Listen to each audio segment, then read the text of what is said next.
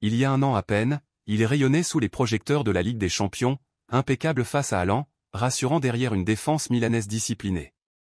André Onana, ancien rempart de l'Inter et prodige formé à la Masia, semblait promis à une carrière au sommet. Mais depuis son arrivée à Manchester United, quelque chose s'est brisé. Le corps est encore là, athlétique, souple, vif. Mais le regard a changé. Et dans les cages de Old Trafford, ce n'est plus un lion qu'on voit.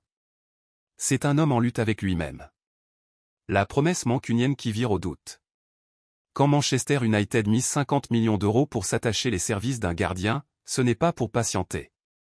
Ce n'est pas pour éduquer. C'est pour avoir des résultats immédiats. Onana débarque avec un bagage technique exceptionnel, un jeu au pied acclamé dans toute l'Europe, et une aura née de ses exploits avec l'Ajax puis l'Inter. Mais la Premier League, ce n'est pas la Serie A. La pression y est brutale, constante, médiatique. Chaque erreur devient virale. Chaque relance manquée alimente les débats télé. Et dès les premiers matchs, les maladresses s'enchaînent. La fragilité se sent.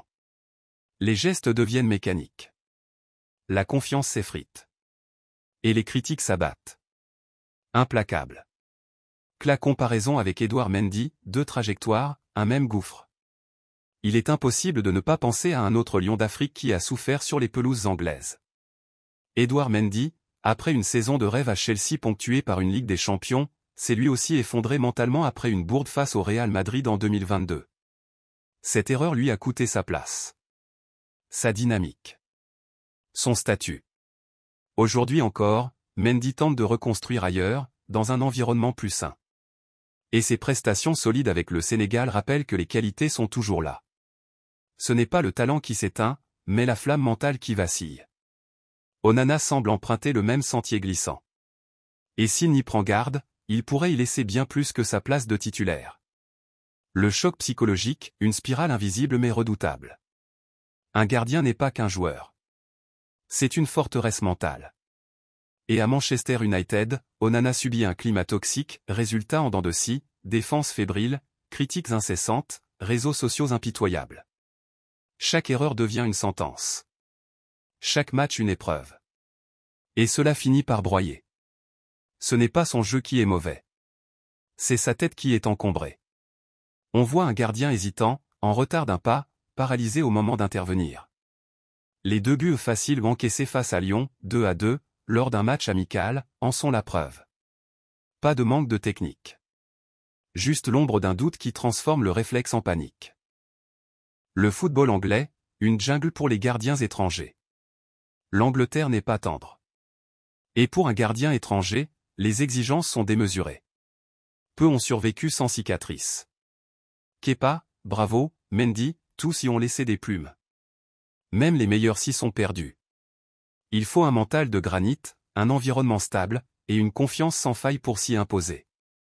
Onana n'a pour l'instant ni l'un, ni l'autre. Et à Manchester, les nerfs lâchent plus vite que les ballons. Une solution, partir pour mieux renaître? Alors que la saison touche à sa fin, une question s'impose, Onana doit-il rester?